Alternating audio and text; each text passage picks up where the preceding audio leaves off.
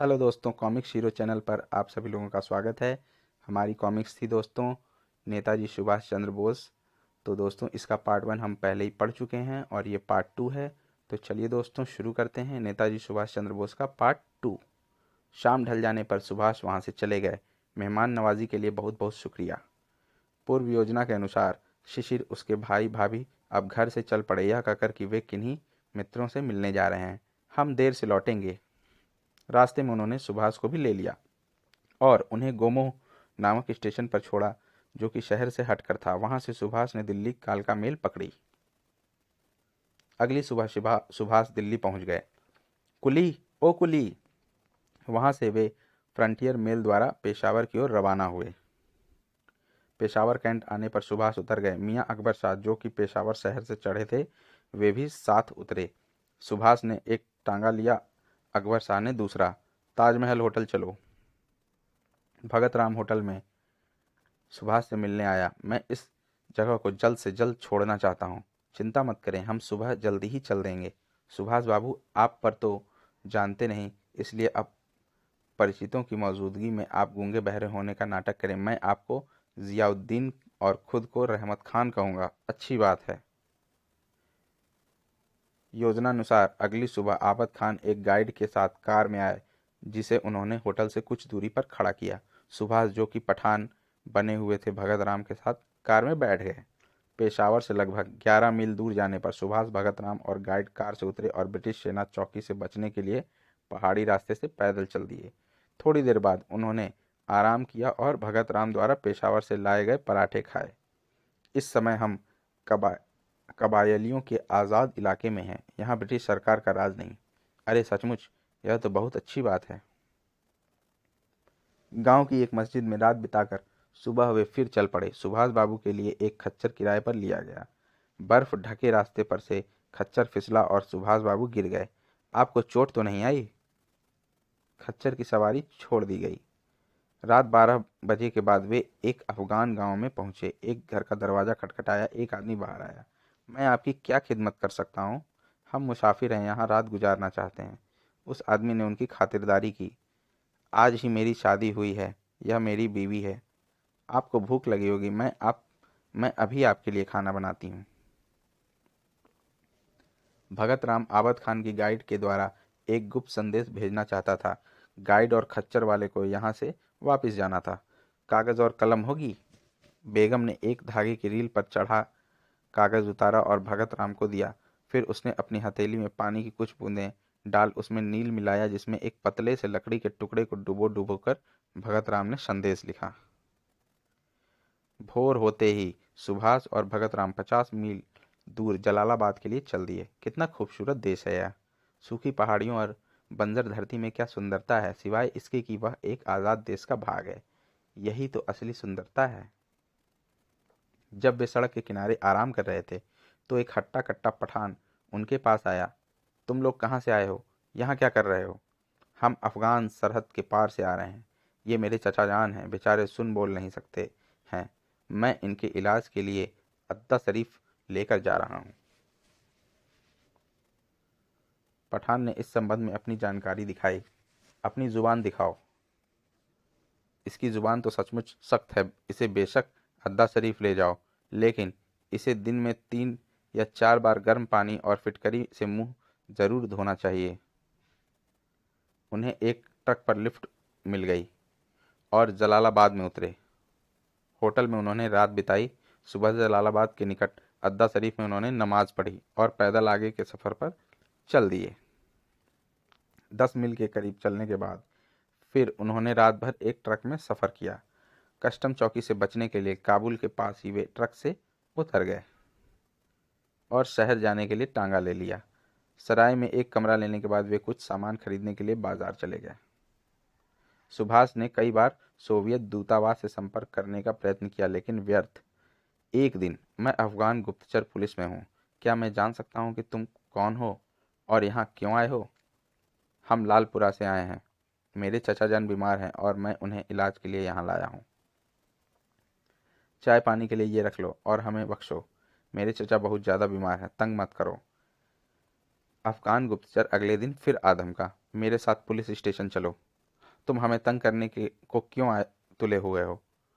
मैं पहले ही बता चुका हूँ कि मेरे चचा बीमार हैं, मुझे उन्हें अस्पताल में दाखिल कराना है। भगत राम ने उसे दोबारा रिश्वत दी। उन्हें जल्द ही अस्पताल में दाखिल करा दो, नहीं तो कोई और भी तुम्हें पकड़ने आ सकता है। लालपुरा लालपुरा जलालाबाद का एक गांव है। हमें इस दुष्ट से बचकर किसी सुरक्षित स्थान पर चले जाना चाहिए। हाँ ठीक है, कोई और जगह ढूंढो। अगली सुबह दरवाजे पर बाहर से ताला लगाकर भगत राम जगह की खोज में चला गया। कुछ हुआ? नहीं सुभाष बाबू, मैंने सोचा है कि इस लालची की हथेली गर्म करते रहेंगे। यह मूर्ख तो पैसे के पीछे है। अभी वे बात कर ही रहे थे कि वह गुप्तचर फिर आ धमका। अब क्या चाहिए? यदि मेरी दोस्ती चाहिए तो यह घड़ी मुझे दे दो। वह घड़ी सुभाष को उनके पिता द्वारा उपहार में मिली थी, लेकिन जब तक मेरे चचा ठीक ना हो जाए हमें खुद को यह घड़ी चाहिए। सुभाष ने भगत राम को संकेत दिया कि घड़ी दे दे। अब हम दोस्त हैं। इस बीच वे काबुल में जर्मन राजदूत से मिले। मैं निर्देशों के लिए तत्काल अपनी सरकार से बात करूंगा। कुछ दिन बाद उन्हें विश्वास दिलाया गया कि जर्मन सरकार उनकी सहायता के लिए तैयार है, पर अंतिम प्रबंधों में समय लगेगा। देरी हो रही है। अब हमें सराय छोड़ देनी चाहिए। मैं कोई बेहतर जगह पाने के लिए फिर से कोशिश करता हूँ। भगत राम ने एक पुराने जानकार उत्तम चंद से सहायता मांगी, जिसकी काबुल में रेडियो की दुकान थी। हाँ मुझे याद है, हम पेशावर जेल में साथ थे। मैं तुम्हारे परिवार के बारे में भी जानता हूँ। यहाँ कैसे आना हुआ? भगत राम ने उसे पूरी कहानी बताई। तुम शौक से मेरे घर में आ सकते हो, उत्तम चंद के घर में। यह मेरी पत्नी है, रोमा देवी। जर्मनी से कोई संदेश न आने पर सुभाष ने भगत राम को इटली के दूतावास भेजा। जर्मन राजदूत मुझसे पहले ही बात कर चुके हैं। हमने सुभाष बाबू को वीज़ा देने के लिए सोवियत सरकार से संयुक्त रूप में प्रार्थना की है। हम कितने ही सप्ताह से इंतजार कर रहे हैं, लेकिन अभी तक कोई भी सहायता न मिल पाई। अब हम अपने आप सरहद पार करके सोवियत संघ में प्रवेश करने पर गंभीरता से विचार कर रहे हैं। मेरे विचार में तुम्हें अपने सीमा पार करने का खतरा मोल नहीं लेना चाहिए। कृपया सुभाष बाबू को आज रात मुझसे मिलने के लिए कहें। सुभाष ने अपना हुलिया कुछ ठीक ठाक किया। भारत से सफलतापूर्वक निकल भागने पर मेरी शुभकामनाएं स्वीकार करें। धन्यवाद, किंतु इसमें मेरी लक्ष्य पूर्ति नहीं होती। मुझे अब बिना किसी देरी के काबुल छोड़ देना चाहिए, ताकि मैं ब्रिटिश सरकार के खिलाफ संघर्ष में जुटे देशों का सहयोग और सहायता प्राप्त कर सकूं।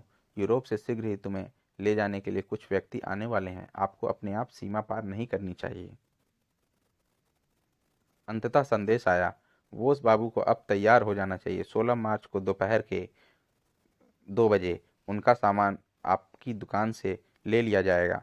उन्हें 17 मार्च की शाम को इटली के दूतावास पहुंच जाना चाहिए। 17 मार्च, काबुल में अपने अंतिम दिन।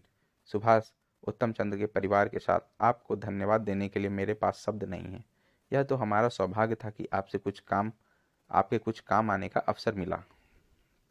योजनानुसार सुभाष और भगत राम ने इटली के दूतावास के एक पदाधिकारी के घर में रात बिताई। 18 मार्च 1941 की सुबह बड़ी सी कार उन्हें लेने आई। भगवान ने चाहा तो फिर मिलेंगे। उन्हें अर्लिंडो मैसोटा के नाम के पासपोर्ट से सोवियत सीमा तक ले जाया गया। वहां से वह ट्रेन में मॉस्को के लिए चले। फिर वे हवाई जहाज के द्वारा मॉस्को से बर्लिन के लिए रवाना हो गए। सुभाष ने विभिन्न यूरोपीय और मिडिल ईस्ट देशों से बंदी बनाकर लाए गए सेनानियों को एकत्र कर जर्मन भूमि पर आज़ाद हिंद फौज की नींव रखी। भारतीय सेनानी उन्हें नेताजी नाम से संबोधित करने लगे। प्रिय दोस्तों, हमें ब्रिटिश सरकार से उपहार रूप में तो स्वतंत्रता मिलने वाली नहीं, मातृभूमि की बलि वेदी पर अपना खून बहाकर हमें स्वतंत्रता छीननी ही होगी। सुभाष बाबू ने जर्मन रेडियो द्वारा भारत के लिए नियमित रूप से बोलना शुरू किया। आज़ाद हिंद रेडियो से मैं सुभाष चंद्र बोस बोल रहा हूँ। ब्रिटिश साम्राज्य की गौरव ज्योति अब टिमटिमा रही है। उनके दिन बस गिने चुने ही रह गए हैं। मेरे देशवासियों, अपनी शक्ति को संगठित करो। भारतवर्ष की मुक्ति का समय आ गया है। जय हिंद। मलाया, सिंगापुर, बर्मा और पूर्वी एशिया के दूसरे स्थानों पर जहां भारतीयों की अधिकता है, आज़ाद हिंद फौज बनाना अधिक आसान होगा। पनडुब्बी द्वारा वे जर्मनी से पूर्वी एशिया पहुंचे। 1943 जून में टोक्यो पहुंचने पर वे भारतीय क्रांतिकारी रास बिहारी बोस से मिले, जो कि लगभग 30 वर्षों से जापान में अपने देश निकाले के दिन काट रहे थे। आज़ाद हिंद फौज के सहयोग के लिए वे जापान के प्रधानमंत्री टोजो से भी मिले। नेताजी अब सिंगापुर पहुंचे और वहां उन्होंने रास बिहारी बोस व जनरल मोहन सिंह द्वारा संगठित आज़ाद हिंद फौज की बागडोर अपने हाथ में ली। समय आ गया है साथियों, दिल्ली ही अब युद्ध स्थल होगा, दिल्ली चलो। उन्होंने रानी झांसी रेजिमेंट का गठन किया और आज़ाद हिंद फौज की एक कार्यकारी सरकार स्थापित की। 6 नवंबर 1943 जापान ने इस कार्यकारी सरकार को अंडमान और निकोबार द्वीप समूह काला पानी सौंपने का निश्चय किया। हजारों स्वतंत्रता सेनानी इस उपद्वीप में जेलों में ठूसे गए थे। फ्रेंच क्रांति में सबसे पहले पेरिस की बैस्टिल जेल स्वतंत्र हुई और राजनैतिक कैदियों को आज़ाद किया गया। इस प्रकार भारतीय स्वतंत्रता का श्री गणेश भी अंडमान की स्वतंत्रता से हुआ है। मार्च 18, 1944 बर्मा की सरहद पार कर भारत की पुनीत भूमि पर आज़ाद हिंद फौज ने पहली बार कदम रखे। बाद में युद्ध में पासा पलट जाने पर आज़ाद हिंद फौज को पराजय का दुख देखना पड़ा। 16 अगस्त 1945 नेताजी ने सिंगापुर से अनजाने स्थान की ओर उड़ान भरी। 22 अगस्त को टोक्यो रेडियो ने नेताजी की 18 अगस्त को फॉर्मोसा की जहाज दुर्घटना में मृत्यु की दुर्भाग्यपूर्ण सूचना दी। जीवित या मृत नेताजी अमर हैं। जय हिंद। दोस्तों, हमारी ये कॉमिक्स यहीं पर समाप्त होती है। दोस्तों, आपको ये कॉमिक्स कैसी लगी हमें हमारे कमेंट सेक्शन में ज़रूर बताएं और अब हम मिलते हैं अगली कॉमिक्स में। धन्यवाद।